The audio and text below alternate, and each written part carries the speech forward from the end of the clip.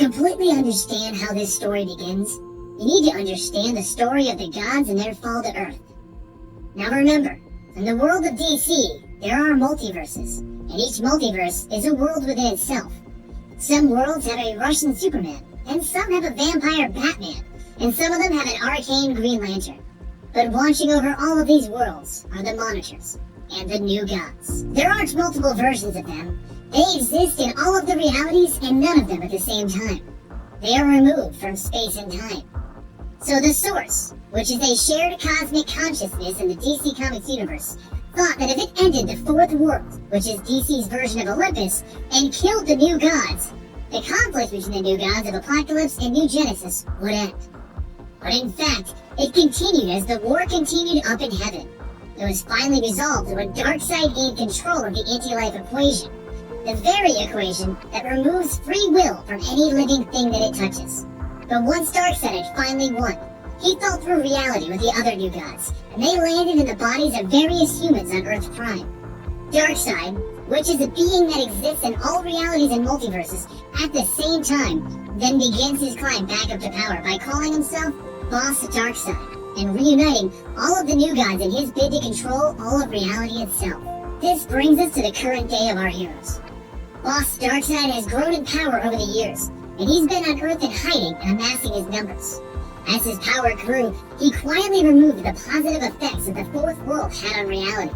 And many heroes across time began to sense that something was amiss, and they tried to do everything they could to stop him.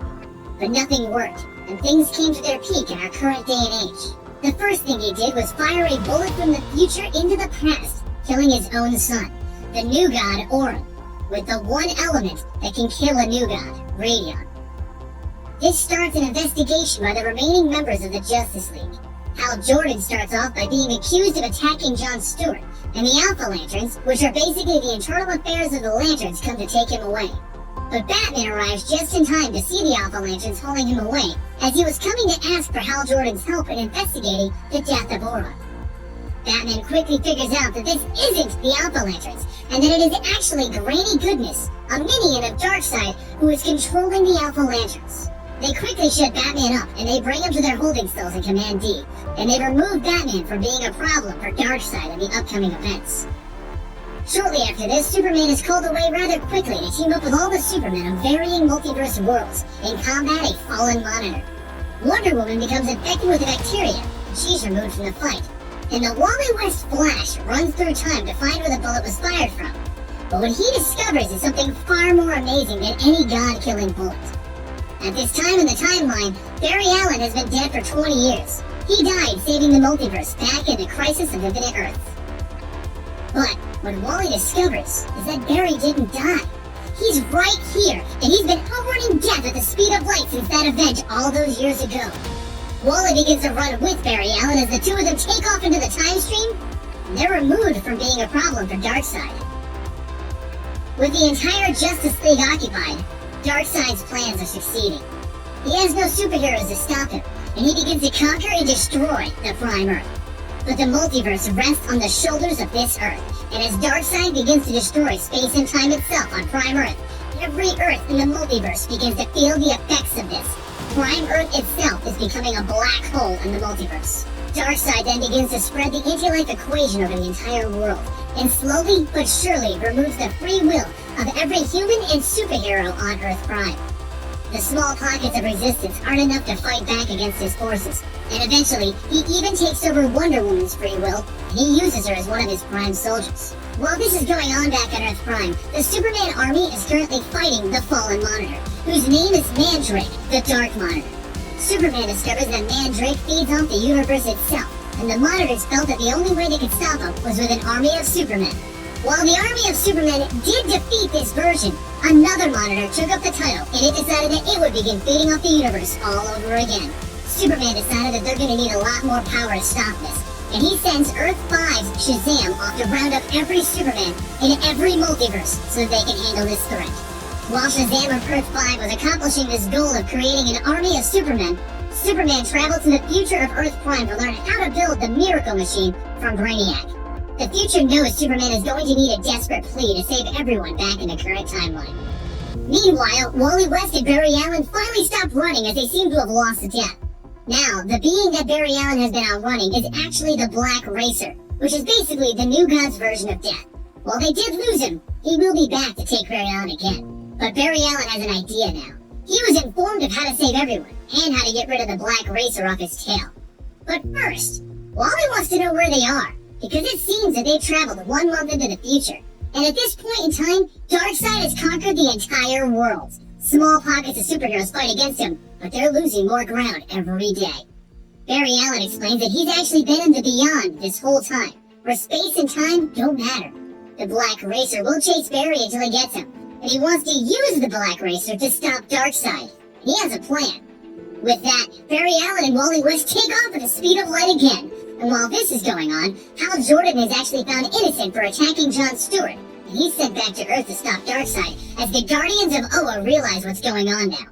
But there's one individual that Darkseid completely underestimated, and that's Batman. And he breaks out of the holding cell that he is in over at Command D, and he finds a powering up Darkseid.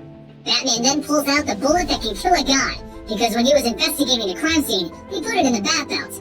And he makes a once-in-a-lifetime exception to shoot somebody, and he shoots Darkseid with the bullet, mortally wounding him.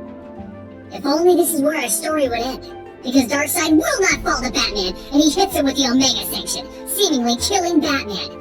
But just then, Superman arrives back at the current time, and he sees the death and destruction that Darkseid has caused. He tears open the building that Darkseid and Batman are in, and he discovers Batman's corpse. He picks it up and he carries it out for the other superheroes to see. Then he goes back to Darkseid. Superman's had enough. He's finally ready to kill Darkseid. But he can't. Darkseid has control of every human on the planet Earth, and if you kill Darkseid, everything will end. Earth Prime is a black hole in the multiverse, destroying everything else in the multiverse right now. And Darkseid is the center of that black hole. But Superman says, "You haven't stopped all of us yet, Darkseid."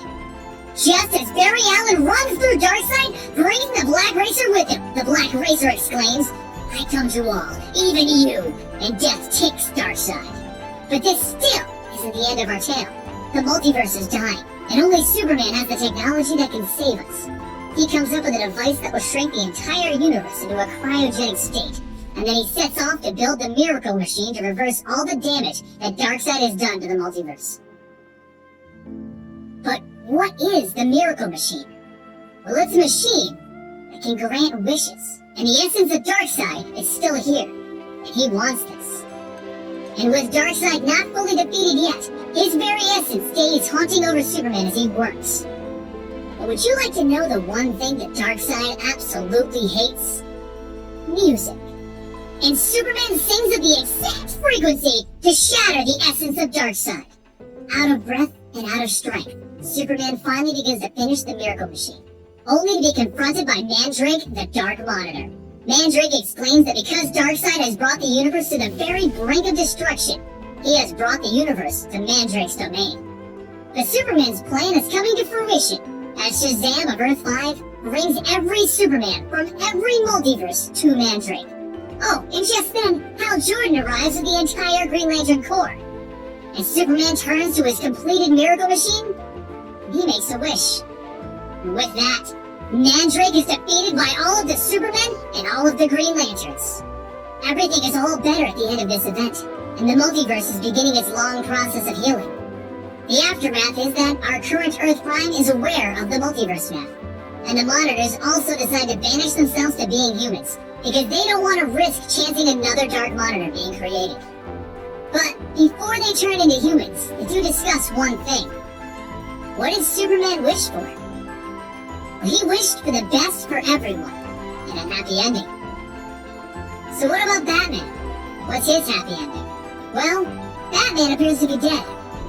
But he was actually sent through time to live 1,000 times before coming home again. But that, my friends, is a story for another day.